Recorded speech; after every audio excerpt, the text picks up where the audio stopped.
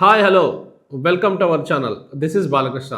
గత కొంతకాలంగా చూస్తే రెండు తెలుగు రాష్ట్రాల్లో, ఇటు తెలంగాణ అటు ఆంధ్రప్రదేశ్, రెండు తెలుగు రాష్ట్రాల్లో అధికారులు కావచ్చు, ప్రజాప్రతినిధులు కావచ్చు, ఎమ్మెల్యేలు, మంత్రులు, క్యాడర్తో సంబంధం లేదు. ఇక్కడ రకరకాల వ్యక్తులు, ప్రజల చేత ఎన్నుకోబడిన వాళ్ళు కావచ్చు, ప్రజలకు సేవ చేయడానికి ఆయా ప్రభుత్వ సర్వీసుల్లో వచ్చిన అధికారులు కావచ్చు. సో రకరకాల ఆరోపణలు ఎదుర్కొంటున్నారు. కారణం ఏంటంటే, జనరల్గా మనం గతంలో కూడా నేను స్మార్ట్ లైఫ్ సిరీస్ అని చెప్పాను, ఒక సిరీస్ ఇస్తాం. ఇక్కడ ఏం చెప్పామంటే, మీకు ఎటువంటి అవకాశాలు దొరుకుతున్నాయి సమాజంలో, ఒక వ్యక్తిగా నువ్వు రూపాంతరం చెందిన తర్వాత, మామూలుగా మనం చెప్తూ ఉంటాను నేను ఎప్పుడు, వ్యక్తి ఎదిగే వరకు సమాజం అవసరం, సమాజం తోడ్పాటు అవసరం.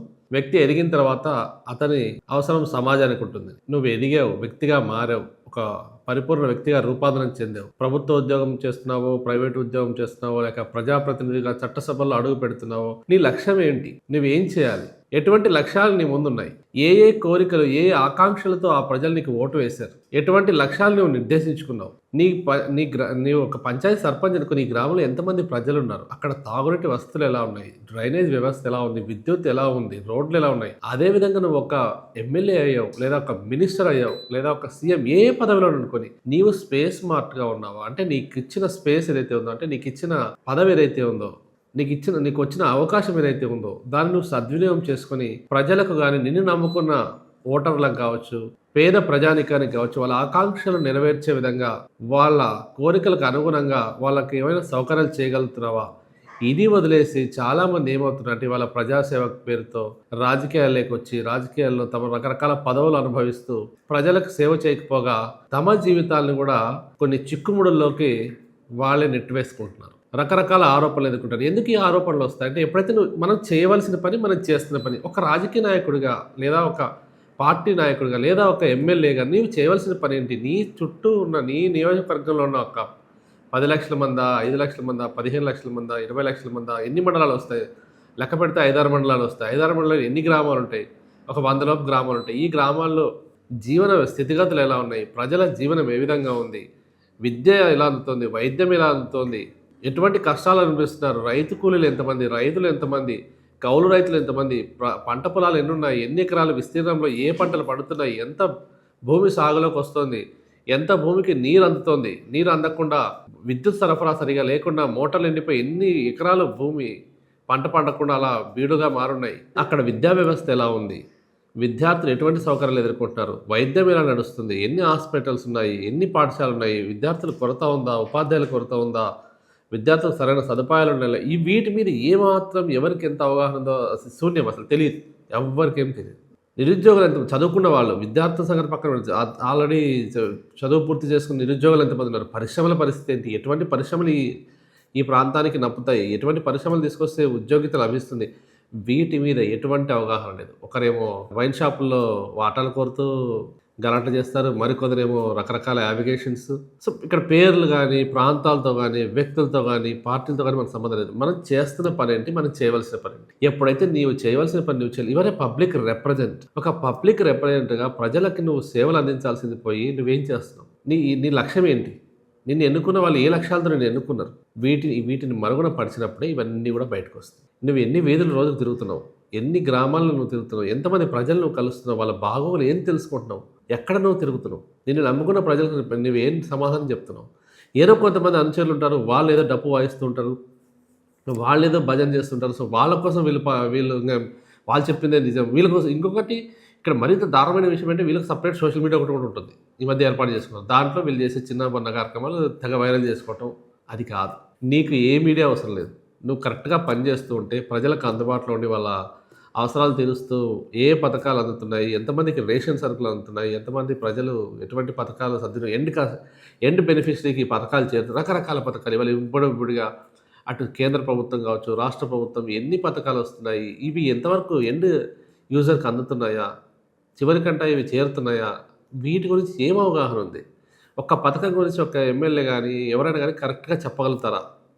ఈ పథకం మీకు ఇది వర్తిస్తుంది, ఈ పథకానికి మీకు అర్హత ఉందని ఎవరైనా చెప్పగలుగుతారా? ఇవాళ అనుచరులను పెట్టుకొని వాళ్ళతో చేస్తున్న వ్యవహారం అది కష్టం. అది చాలా తప్పు కూడా.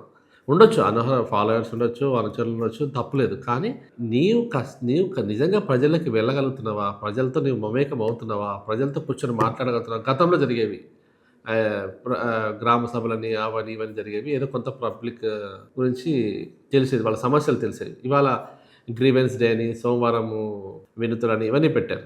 సో, వాటికి వెళ్ళలేని వాళ్ళు ఎంతమంది ఉన్నారు? వాటి గురించి తెలుసుకోలేని వాళ్ళు ఎంతమంది ఉన్నారు? నీవు ప్రజలకు చేరువవుతున్నావు. నిన్ను ఎన్నుకున్న ప్రజలకి గతంలో ఇవాళ చూస్తే ఆంధ్రప్రదేశ్ కావచ్చు, మరికొన్ని చోట్ల కొంత యాంటీ గవర్నమెంట్ వేవ్ వల్ల కొద్దిమంది అనుకోకుండా ఎమ్మెల్యేలు అయిపోయారు. అనుకోకుండా ప్రజాప్రతినిధులు అయిపోయారు. వాళ్ళకి ఎటువంటి ప్రజా సమస్యలపైన వాళ్ళకి ఏమాత్రం అవగాహన లేదు. ఇది ఖరాఖండిగా చెప్తాను. నేను స్వయంగా చూశాను చాలామందిని. I'm the evidence. ఎవరికి ఎటువంటి అవగాహన లేదు. ఒకరి మొఖం చూసి ఒకరి పరిపాలన బాగుంటుందని నచ్చి వాళ్ళని మెచ్చి ఎమ్మెల్యే మొఖం కూడా చూడకుండా ఓట్లేసిన వాళ్ళు చాలామంది ఉన్నారు. ఇవాళ వాళ్ళు ఎమ్మెల్యేలు చట్టసభల్లో కూర్చుంటున్నారు. కానీ వాళ్ళు ఏం వెలగబెడుతున్నారంటే ఏమీ లేదు, శూన్యం. సో, వీటి పట్ల కంపల్సరీ వాళ్ళు స్టడీ చేయాల్సింది ప్రతి ఒక్క ప్రజాప్రతినిధి. ఈవెన్ సర్పంచ్ స్థాయి నుంచి ఎంపీటీసీ, జెడ్పీటీసీ ఎవరైనా కావచ్చు, మున్సిపల్ కార్పొరేటర్ కావచ్చు, మున్సిపల్ మేయర్ కావచ్చు, ఎవరైనా కానీ పబ్లిక్ సమస్యల ప్రజల సమస్యల పట్ల అవగాహన పెంచుకొని ప్రజలకు వెళ్ళి పనిచేస్తేనే మీ మనుగడ కొనసాగుతుంది. ఎందుకంటే ఇవాళ సోషల్ మీడియా కావచ్చు, ఏ మీడియా అయినా కూడా మీ మీద 100 కళ్ళు పెట్టుంది. చాలా జాగ్రత్తగా ఒళ్ళు దగ్గర పెట్టుకొని పనులు చేసుకునే కాలం ఇది. గతం పోయింది. 4 గోడల మధ్య కూర్చొని శాసించే రోజులు పోయాయి. మీరు ఇంకా మేలుకోకపోతే మీరు కాలగర్భంలో కలిసిపోతారు. కాలం మిమ్మల్ని తొక్కివేస్తుంది. కాలం మిమ్మల్ని కప్పేస్తుంది. ఈ అత్యాధునిక కాలంలో ప్రతి ఒక్కరి దగ్గర మొబైల్స్ ఉన్నాయి. ప్రతి ఒక్కరు కూడా సోషల్ మీడియాలో ఉంటున్నారు. చాలా చురుగ్గా ఉంటున్నారు. కాబట్టి చాలా జాగ్రత్తగా ఉండాలి. చాలా ఏమాత్రం ఏమార్పాటుగా ఉన్నా కూడా మీరు కాలగర్భంలో కలిసిపోతారు. మీరు ఇంకా దేనికి పనికిరారు. రాజకీయాలకే కాదు, దేనికి పనికి రాకుండా అయిపోతారు. ఎందుకంటే ప్రతి ఒక్కరూ అన్ని పనులు చేసి వచ్చి రాజకీయాల్లోకి వచ్చి కూర్చుంటారు. రకరకాల రియల్ ఎస్టేట్ అవ్వచ్చు, ఇంకోటి అవ్వచ్చు, రకరకాల బిజినెస్ చేసే వాళ్ళ దగ్గర ధనం కూడుతుంది. కాబట్టి ఆ ధనం ఖర్చు పెట్టే తిరిగి రాజకీయాల్లో రకరకాల పదవుల్లో వాళ్ళు వెళ్తారు. కాబట్టి సో, తిరిగి మళ్ళీ వెనక్కి వెళ్ళలేరు, అలానే ముందుకు వెళ్ళలేరు. కాబట్టి చాలా జాగ్రత్తగా ఉండాలి. మీరు ఏ పదవిలో ఉన్నా అది అభ్యంతరం లేదు. ఎటువంటి పొజిషన్‌లో ఇది అందరికీ వర్తిస్తుంది. ఇదే క్రమంలో గవర్నమెంట్ సర్వెంట్స్ కూడా ఇవాళ మనం గవర్నమెంట్ సర్వెంట్స్ అని అంటున్నాం, కానీ వాళ్ళు కూడా ప్రజల సొమ్ముతోటే, ప్రజలు కట్టిన పన్నులతోటే వాళ్ళకి జీతాలు అందుతున్నాయి. సో, వాళ్ళంతా public servants. They are not government servants. Public servants. Public service commission అంటాం చూసారా? Union public service commission, state public service commission ఉన్నాయి కదా! సో, వాళ్ళకి ప్రజలకు ఎటువంటి సేవలు అందిస్తున్నారు? ఎందుకంటే యథా రాజా తథా ప్రజ.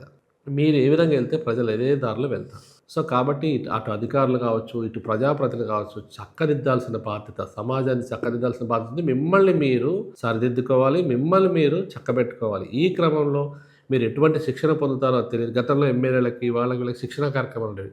ఇంకొంతమంది అధికారులైతే పై స్థాయి అధికారులు కావచ్చు, వాళ్ళు శిక్షణ పొంది అక్కడికి వస్తారు. సో, ఏం జరుగుతుంది ఇక్కడ? ఎప్పుడైతే ప్రజాప్రతినిధులు గాడి తప్పుతారో మొత్తం వ్యవస్థ కుప్పగొలుతుంది. కుప్పగొలితే అక్కడ జరిగే పరిణామాలు చాలా తీవ్రంగా ఉంటాయి. సో, కాబట్టి ప్రతి ఒక్కరు కనువిప్పుతోటి చాలా జాగరూకతతోటి ముందుకెళ్ళే పరిస్థితి. ఇదొక రకమైన హెచ్చరిక అందరికీ కూడా. ప్రజలు ఇవాళ ఏవగించుకోకూడదు. మనం ఒక ప్రభుత్వాన్ని వద్దనుకుని ఇంకో ప్రభుత్వానికి మనం ఓటేసాం. వీళ్ళొచ్చి మనకి ఏం చేస్తున్నారు? మనకి చేయవలసిన బాధ్యత ఇదే.